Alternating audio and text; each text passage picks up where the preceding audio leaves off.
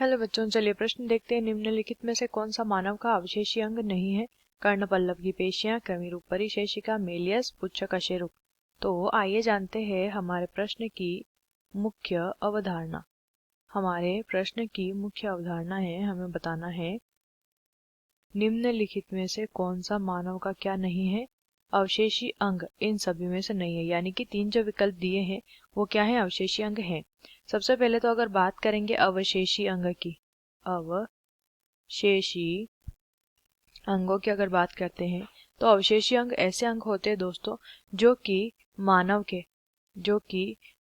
के पूर्वज में पाए जाते थे और उन पूर्वजों में ये अंग कार्य भी करते थे, यानी कि ये अंग उस समय क्या थे? क्रियाशील थे। लेकिन समय या विकास में धीरे धीरे विकास हुआ मानव के अंदर, और काफी समय के बाद जब मानव में जो है आधुनिक मानव में अगर हम देखेंगे तो आधुनिक मानव के अंदर वो अंग आज के समय में वो अंग जो है किसी कार्य के नहीं हैं और धीरे धीरे केवल उनके अवशेष ही मानव के शरीर में रह गए हैं। क्रियाशील वो नहीं है, इसलिए धीरे धीरे क्या हो गए हैं? अवशेषी अंग बन गए हैं। केवल अवशेष बचे हैं जो है किसी तरह का कार्य वो नहीं करते हैं शरीर में। इस तरह के अंगों को क्या कहते हैं? अवशेषी अंग।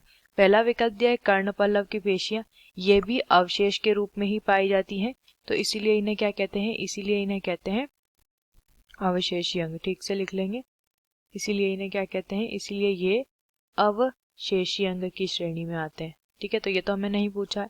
क्रमिरूप परिशेषिका भी एक अवशेषी अंग है, कोई भी कार्य शरीर में नहीं करती है।